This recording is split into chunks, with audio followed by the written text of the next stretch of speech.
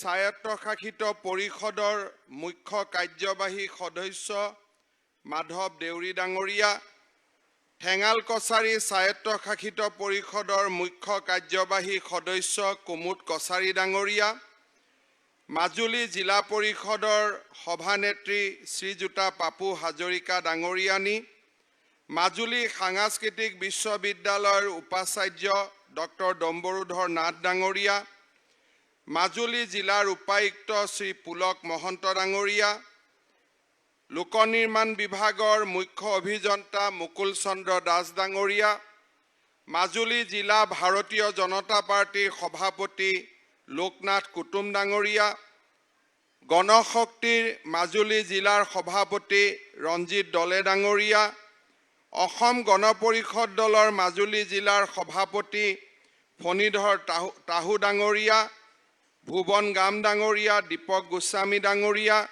মাজুলীৰ প্ৰাক্তন বিধায়ক ৰাজীৱ লোচন পেগু ডাঙৰীয়া, মঞ্চত উপবিষ্ট বিশিষ্ট ব্যক্তিসকল, সভাস্থলীত উপস্থিত বিশিষ্ট ব্যক্তিসকল, আই মাতৃসকল আৰু যুৱক যুৱতী বন্ধু বান্ধৱীসকল, আজি মাজুলীৰ বাবে এটা অত্যন্ত আনন্দ আৰু গৌৰৱৰ দিন। যোৱা 28 ফেব্ৰুৱাৰী 2021 তাৰিখে প্ৰধানমন্ত্ৰী নৰেন্দ্ৰ মোদী ডাঙৰীয়াই মাজুলীৰ বাবে সৰ্ববৃহৎ উপহাৰ মাজুলী আৰু নিমাতী দলঙৰ আধাৰশিলা স্থাপন কৰিছিল। আধাৰশিলা স্থাপনৰ প্ৰায় 8 মাহ পৰিপূৰ্তি হোৱাৰ পিছত আজি আমি মাজুলীৰ দলঙৰ নিৰ্মাণৰ কাম আনুষ্ঠানিকভাৱে শুভ আৰম্ভণি কৰিছোঁ আৰু আজিৰ পৰাই দুৰ্দান্ত আৰু দুৰন্ত গতিত মাজুলী দলঙৰ নিৰ্মাণৰ কাম আৰম্ভ হ'ব।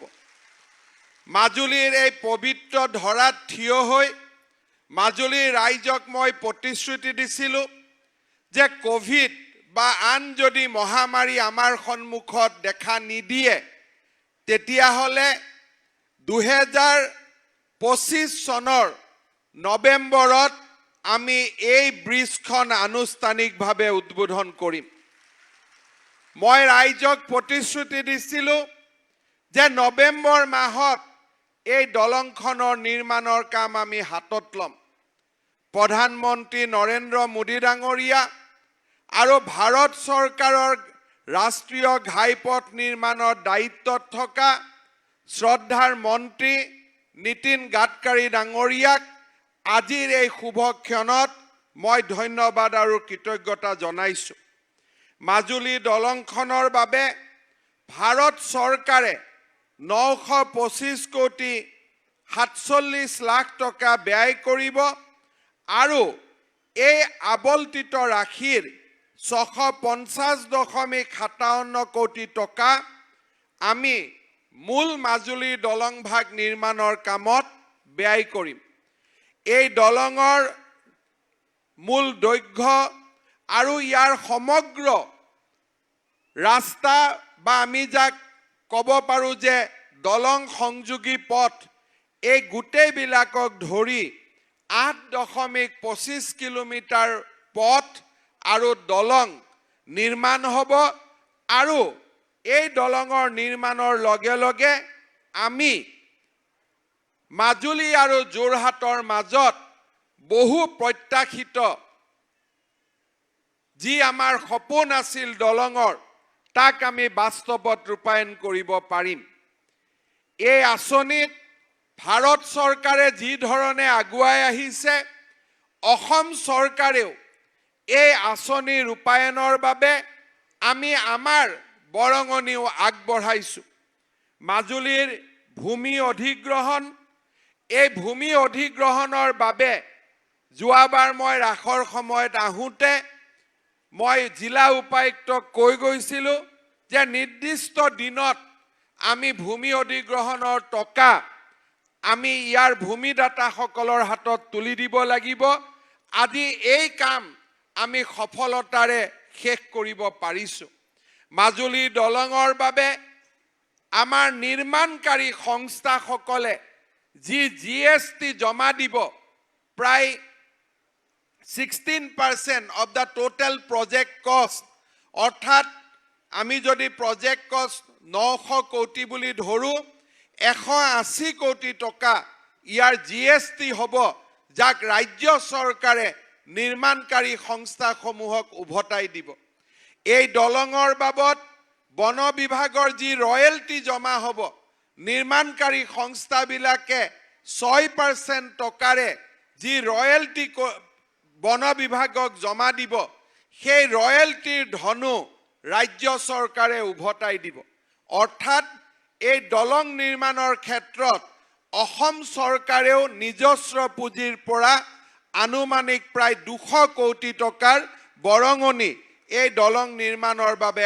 আগবঢ়াব ৰাজ্য চৰকাৰ আৰু কেন্দ্ৰীয় চৰকাৰৰ যৌথ প্ৰচেষ্টাত এই প্ৰকল্প 4 বছৰৰ ভিতৰত মাজুলী ৰাইজক উপহাৰ দিবৰ বাবে আমি যত্ন কৰিম আৰু মই নিশ্চিত যে মাজুলীৰ এই পবিত্ৰ ভূমিৰ আমাক সাহস দিব শক্তি দিব যাতে এই কাম আমি সময়ত নিৰ্মাণ কৰি শেষ কৰিব পাৰো ৰাজ্য চৰকাৰে কেবিনেট পৰ্যায়ত এখন কমিটি গঠন কৰিছে যিখন কমিটিয়ে প্ৰতিদিনে এই দলঙৰ নিৰ্মাণৰ কামৰ খবৰ ল'ব আৰু নিৰ্মাণৰ কামত যি জটিলতা আহিব সেই জটিলতা আঁতৰ কৰাৰ বাবে চেষ্টা কৰিব শ্ৰদ্ধা ৰাইজ আজিৰ এই দিনটোত আমি অত্যন্ত কৃতজ্ঞতাৰে সৈতে আমি স্মৰণ কৰিব লাগিব অসমৰ প্ৰাক্তন মুখ্যমন্ত্ৰী আৰু বৰ্তমানৰ কেন্দ্ৰীয় মন্ত্ৰী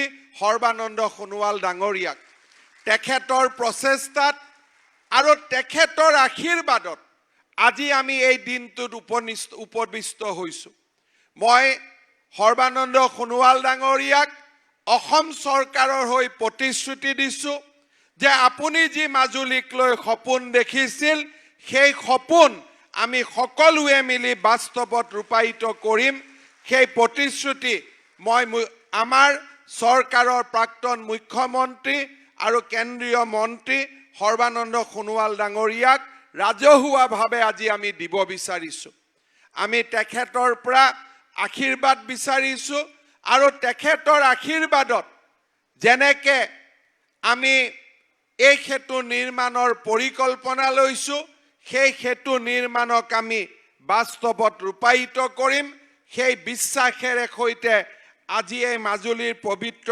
ধৰাত আজি আমি আহি উপস্থিত হৈছো শ্ৰদ্ধাৰ ৰাইজ মাজুলীৰ উন্নয়ন কেৱল মাত্ৰ যোৰহাট আৰু মাজুলীৰ দলঙৰ মাজতে সীমিত হ'ব নালাগে আৰু 6 মাহৰ ভিতৰত বা 9 মাহৰ ভিতৰত আমি আৰু এটা নতুন প্ৰকল্পৰে আপোনালোকৰ ওচৰত আমি উপস্থিত হ'ম আমাৰ মাজুলীত আৰু লখিমপুৰক সংযোগী কৰি 750 কোটি টকা ব্যয়েৰে ধুনাগুৰি দলঙৰ নিৰ্মাণৰ নিবিদাও অহা এসপ্তাহৰ ভিতৰত আমি বাতৰি কাকতত মুকলি কৰি দিম আজি এই 750 কোটি টকা সম্পূৰ্ণ ৰাজ্য চৰকাৰে ব্যয় কৰিব আৰু ৰাজ্য চৰকাৰৰ পুঁজিৰে আমি ধুনাগুৰি দলঙৰ নিৰ্মাণৰ কামো 3 বছৰৰ ভিতৰত আমি শেষ কৰিম অৰ্থাৎ মোৰ মনত ইচ্ছা আছে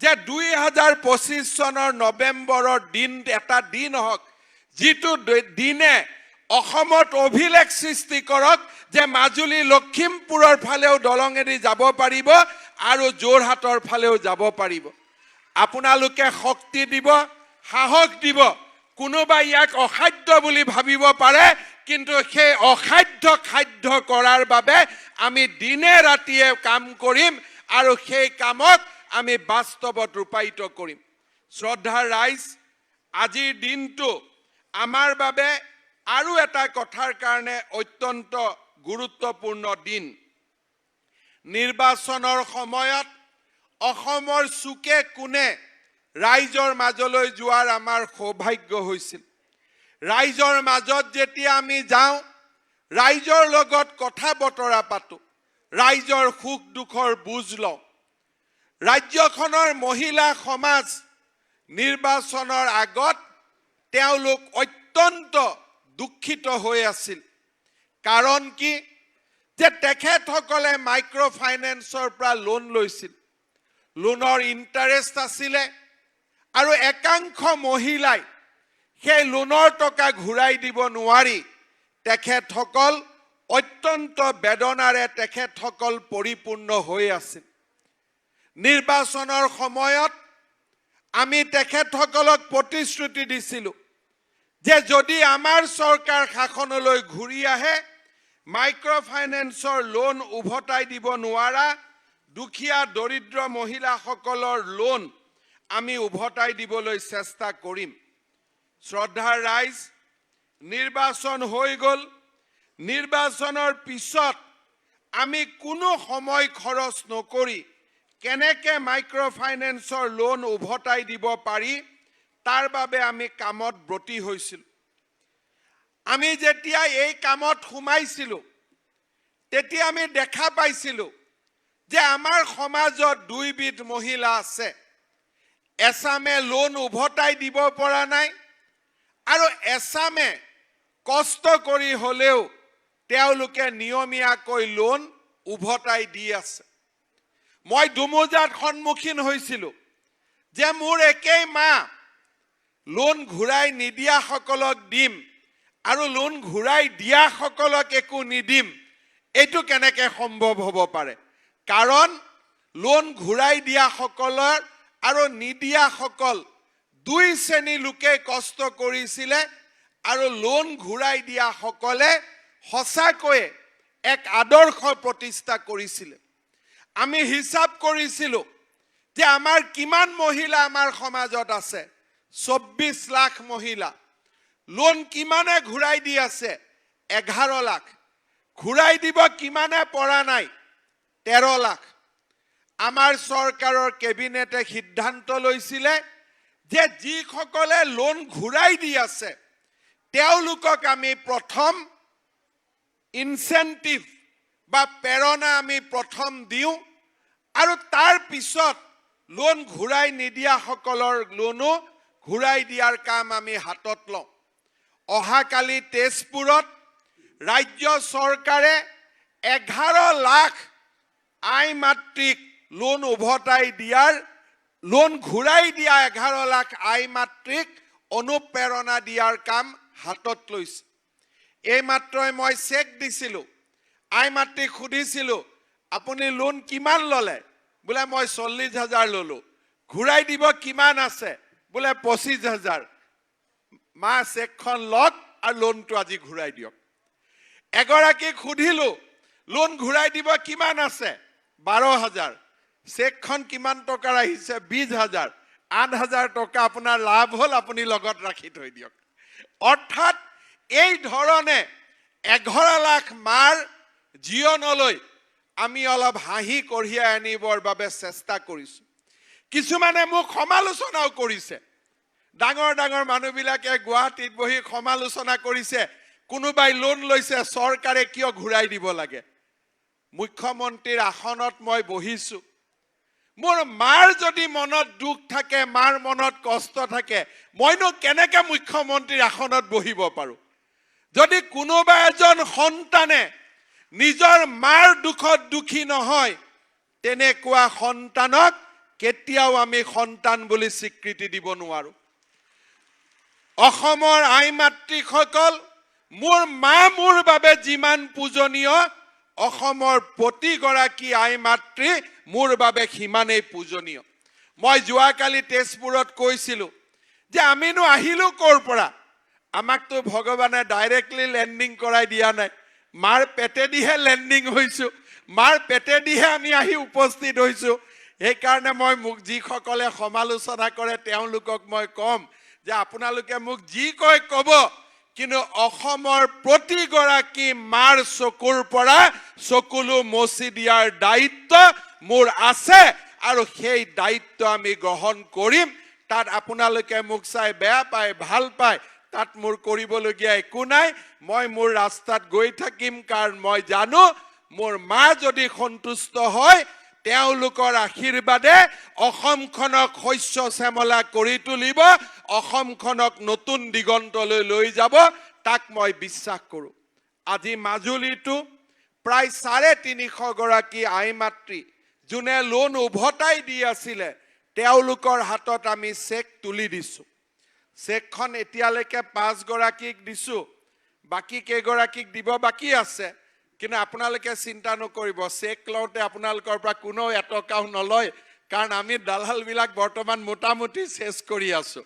আমাৰ ডিচিয়ে নিজে দায়িত্ব লৈ আপোনালোকক চেকখিনি দিব, আৰু কোনোবাই যদি মাজত এটকাও খোজে, SP ইয়াতে আছে, ধুনীয়াকৈ ৰঙা ঘৰত লৈ গৈ 4-5 দিন খাতিৰ কৰি পেলাই পঠাই দিব। এইটো এতিয়া আমাৰ নিয়ম, আৰু আমি কোনো কাৰণতে টকা পইচা, দুখীয়া মানুহক অত্যাচাৰ, এইবিলাক আমি সহ্য নকৰোঁ।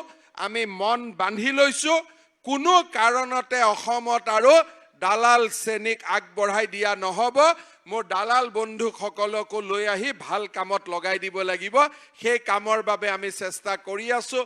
তেওঁলোকক ট্ৰেক্টৰ দি দিম, পাৱাৰ টিলাৰ দি দিম, ভাল কৰি কাম কৰক।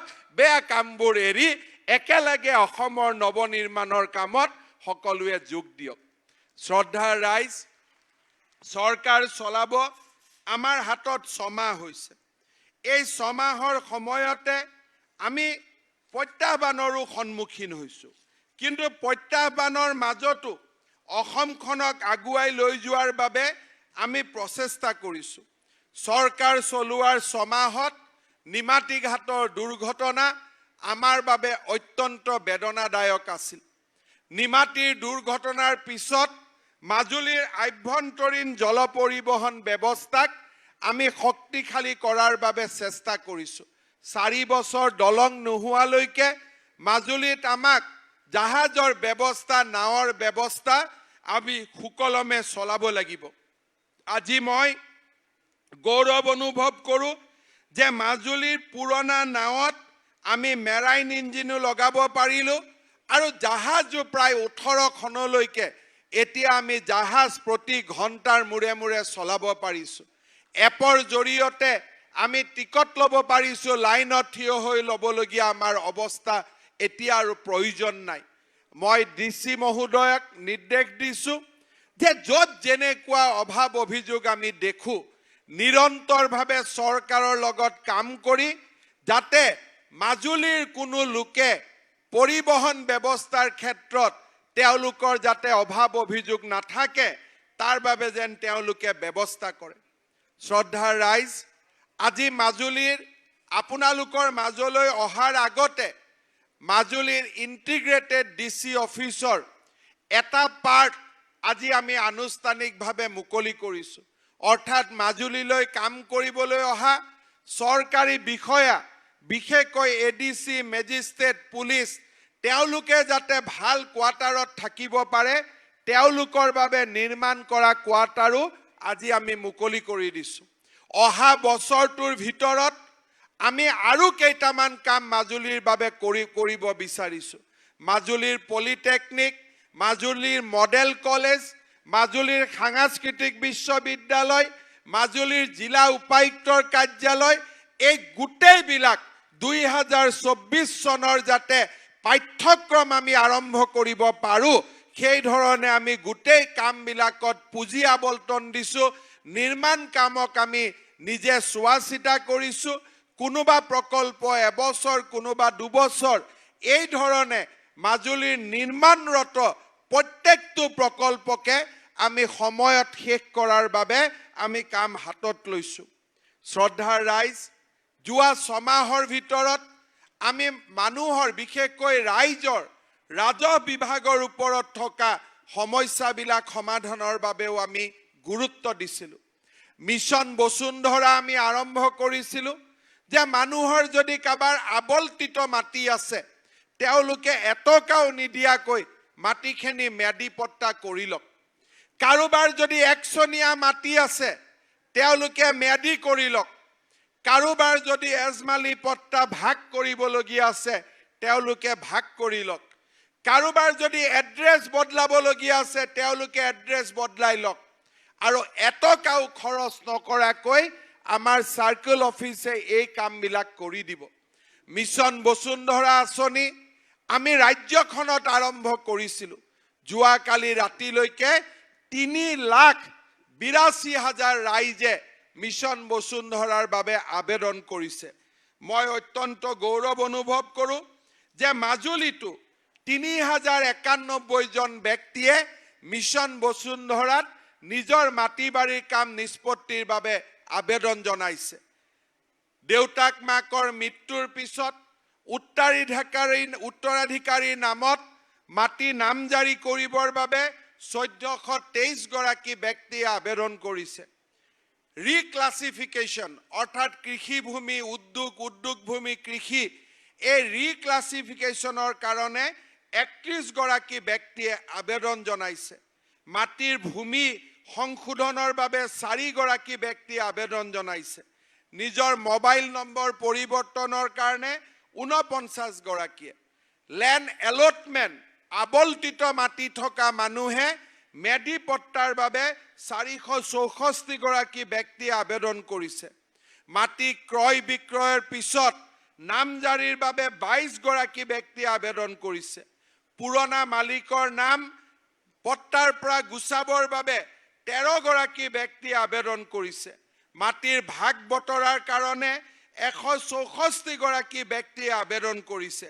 নিজৰ নাম সংশোধন কৰাৰ বাবে 77 গৰাকী ব্যক্তিয়ে আবেদন কৰিছে আৰু একচনীয়া পট্টা মেডিকৰণৰ বাবে 844 গৰাকী ব্যক্তিয়ে আবেদন কৰিছে।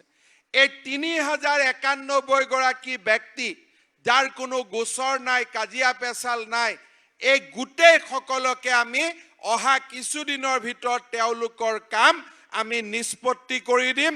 এটকাও নিদিয়াকৈ আমাৰ ৰেভিনিউ অফিচত এই কামবিলাক হ'ব। এনেকে ধৰণে আমি এখন নতুন অসমৰ বুনিয়াদ নিৰ্মাণ কৰিব খুজিছোঁ। মিছন বসুন্ধৰা সমাপ্ত হ'বলৈ আৰু 4 দিন বাকী আছে। মাজুলীৰ ৰাইজৰ যদি এনেকুৱা ওজৰ আপত্তি আৰু আছে, তেওঁলোকে যাতে অহা 4 দিনত SDC অফিচত গৈ কাগজ জমা দিয়ে, তাৰ বাবে মই অনুৰোধ কৰিম। আৰু এই মিছন বসুন্ধৰাৰ সময়ত টকা পইচা কোনো খৰচ নকৰাকৈ যাতে প্ৰত্যেকটো সেৱা ৰাইজে পাব পাৰে, তাৰ বাবে আমি নিজে প্ৰচেষ্টা ল'ম। আৰু মই নিশ্চিত যে ৰাজ্যজুৰি যি 4.5 লাখ আবেদন হ'ব, অহা বছৰ 10 মে অৰ্থাৎ চৰকাৰ এবছৰ পূৰ্তি হোৱাৰ আগতে এই গোটেই কামবিলাক আমি কৰি দিয়াৰ বাবে আমি প্ৰচেষ্টা কৰিম আৰু আমি সফল হ'ম। শ্ৰদ্ধাৰ ৰাইজ, আমি আৰু এটা কাম হাতত ল'ব খুজিছোঁ। মাজুলী গুৱাহাটীৰ পৰা বহু দূৰত। আপোনালোকৰ এখন এপ্লিকেশ্যন দিছপুৰত গৈ দি থৈ আহিছিল। সদায় আপোনালোকে যাব নোৱাৰে, সদায় খবৰ ল'ব নোৱাৰে, কাৰণ মাজুলীৰ পৰা এদিন যদি গুৱাহাটীত যাব লাগে 2000 টকাৰ প্ৰয়োজন হ'ব। যাব লাগিব, থাকিব লাগিব।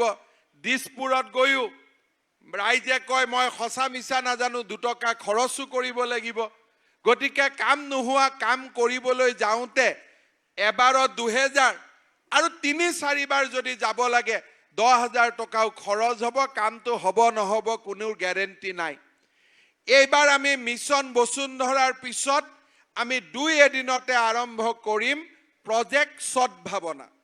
ইয়াতে কি হ'ব যে মাজুলীৰ বহি কম্পিউটাৰৰ জৰিয়তে আপোনালোকে দিছপুৰৰ ফাইল নম্বৰটো দি দিয়ক। তাৰ পিছত আপোনালোকে যাব নালাগে। ফাইলত যি কাম আছে তাক কৰি পেলাই উত্তৰ আপোনালোকক পঠাই দিয়াৰ দায়িত্ব আমি দিছপুৰত বহি থকা মন্ত্ৰীসকলে কৰিম। আপোনালোক যাব নালাগে। এনেকুৱা জৰুৰী নহয় যে প্ৰত্যেক কাম হাও হ'ব, কিন্তু নাও যদি হয় তাৰো উত্তৰটো ৰাইজে পাব, যাতে বাৰে বাৰে আৰু দিছপুৰত গৈ থাকিব নালাগে। আমি মন্ত্ৰীসকল আপোনালোকৰ কাৰণে দিছপুৰত আছোঁ। আপোনালোকৰ ফাইলৰ কাম চোৱা চিতা কৰাৰ দায়িত্ব আমাৰ। সেইকাৰণে আমি এই মিছন প্ৰজেক্ট সদ্ভাৱনাও আমি আৰম্ভ কৰিম। মিছন বসুন্ধৰাৰ 5 ডিচেম্বৰত আবেদন শেষ হৈ যোৱাৰ পিছতে আমি আকৌ প্ৰজেক্ট সদ্ভাৱনা আমি আৰম্ভ কৰিম।